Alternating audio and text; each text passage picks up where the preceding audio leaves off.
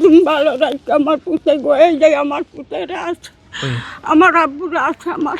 ওই যে আবাসনে বাসায় বাসায় হাত পাততেছে, হ্যাঁ আব্বু, কষ্টে আছেন খুব। আর খুব কষ্ট আব্বু, মোর কেউ নেই কামাই করেন আব্বু, ওই মুই খাই বাবু।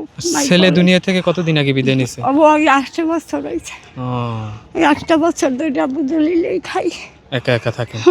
ওই নাতি দুইটা লই থাকে।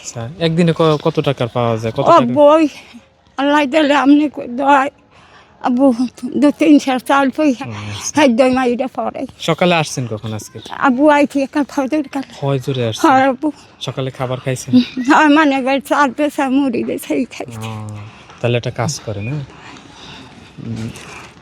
500 টাকা। আল্লাহ আমার মনে খুশি করছে, মোর তরফ থেকে খুশি রেখে আমার পুতে গো। তো দুবাই থেকে এক ভাই আছেন, সেই ভাই এই 500 টাকা আমার দেশে শুকুর আলহামদুলিল্লাহ।